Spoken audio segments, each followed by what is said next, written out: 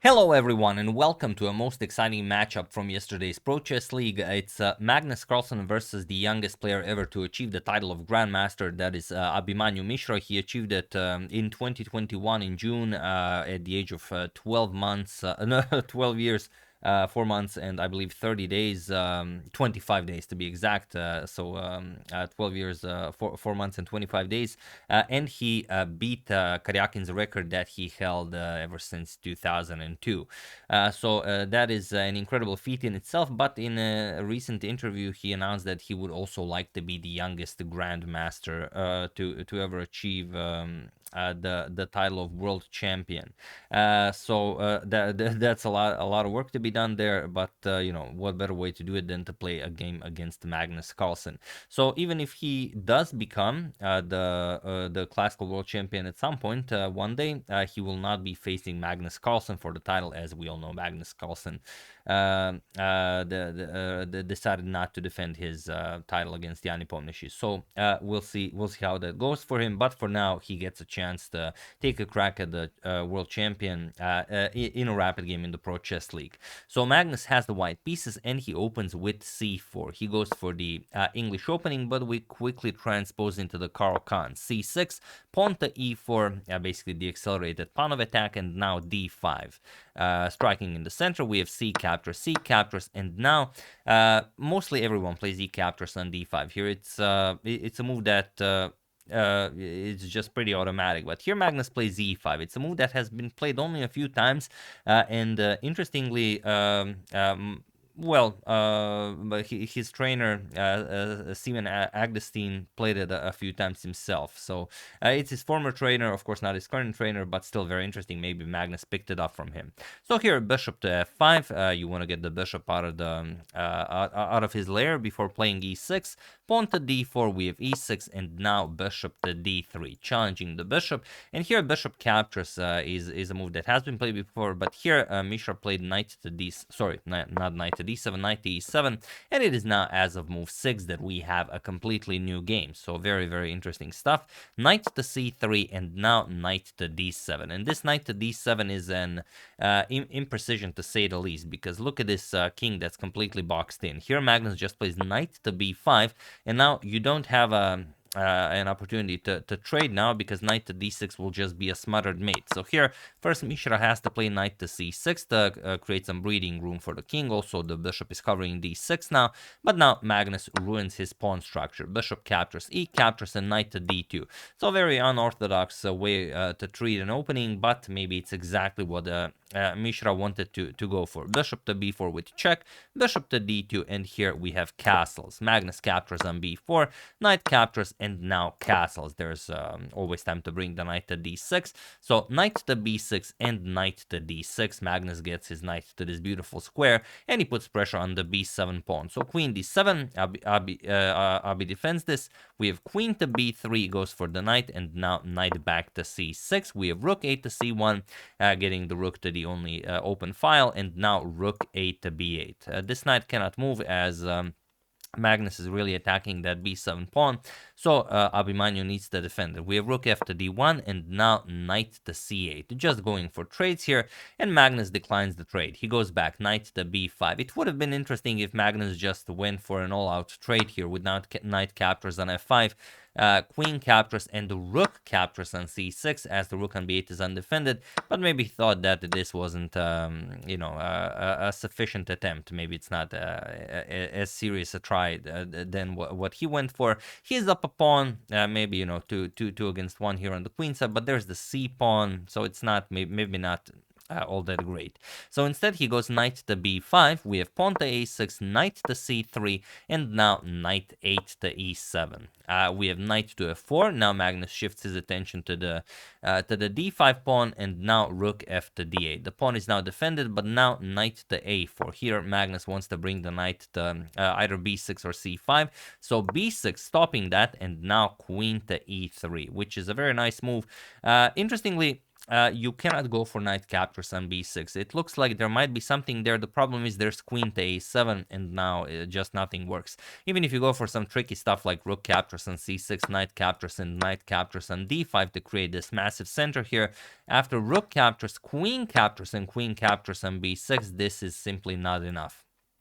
For example, knight e7 attacks the queen. Even if you capture here with check, king f8, and black will always just be up a piece. There's no sufficient compensation there. So instead, after b6, we have queen to e3 by Magnus, and now rook d to c8. We have pawn to h4 preparing to go after the black king, also creating some room for the white king here. Knight to d8 now, shifting the knight over to e6, also offering a trade on the c file. So Magnus trade, we have rook captures, queen captures. The rook has to remain on the b file to guard the b pawn. So knight to c3, now going once again after the d5 pawn, queen to d7, and now queen to f3. And now the pawn cannot be defended. Magnus will now surely win this pawn, which is probably what he saw when he decided not to go for that exchange line that we've covered. Knight to e6, we have knight f captures on d5. Knight captures, one would expect also queen captures for Magnus and going for a queen trade, but he decides to keep the queens on the board. Knight captures on d5, rook to d8 attacks the knight, knight captures on b6, now goes after the queen, and queen to b5 now. Pressures the knight, also puts pressure on the b2 pawn, also the d4 pawn is being threatened. So here, queen to b3. Another thing Magnus could try is this very aggressive d5 move, which results in queen captures, d captures, rook captures with check, queen captures, and f captures. And here, okay, Magnus is up a pawn. He can play queen to d7. He does have 2-1 on the queen side. He has a very active queen. The black king is completely useless, and it would be a fine position for him. But instead, he went queen to b3. He offers a queen trade this way, and now Abi should definitely capture on b3. For example, queen captures, a captures, rook captures on d4.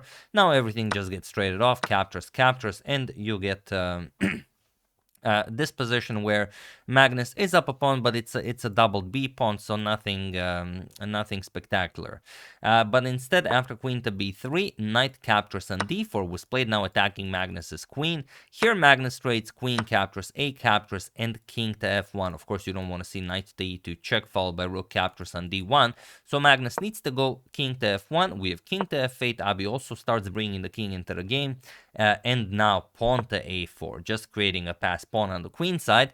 B captures on a4, now knight captures on a4, and king to e7. We have knight to c5, and now rook to c8, attacking the knight, and Magnus, of course, cements it with pawn to b4. Knight to c6, now going after the b4 pawn, but luckily there's rook to d7 with check.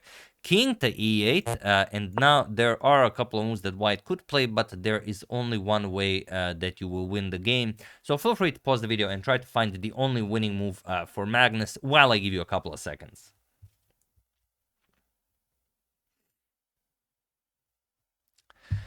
So for those of you who were able to do it, congratulations on spotting that you have to clear the 7th rank. And for those of you who just want to enjoy the show, it is pawn to e6. So congratulations to everyone who found this.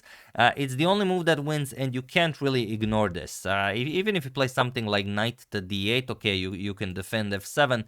Still just e captures, knight captures, white will move the knight, and there's no move you can make here. You can't move the knight because the pawns hang. The rook doesn't really have anywhere to go. If the king moves, then you are prone to all sorts of checks. So this would be a very, very slow death for black. But, slowly but surely Magnus will bring his king over to e6 and suffocate the black king. So instead, after e6, Abi tried f captures on e6, but now rook captures on g7. And here, Abi was extremely low on time. Magnus had some 4.5 minutes on the clock. Mishra had like a second when he played his next move. He played knight captures on b4, but now he missed that. The d7 square was covered by the knight, which means that rook to g8 just wins the rook because now the king does not have access to d8 or d7. So king to f7 was played, rook captures on c8, and it was in this position on move 41 that Abhimanyu Mishra resigned the game, as there is nothing more to be done here.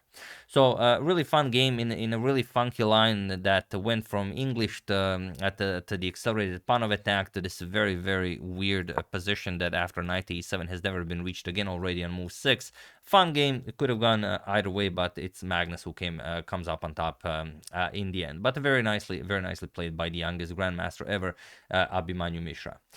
So there you have it. Hope you enjoyed it. I would like to thank randompile.net, Glenn Beaton, Chris Foster, Bernardo Mrani, and Funky Monk for your contribution to my channel. Thank you a lot. I really appreciate it.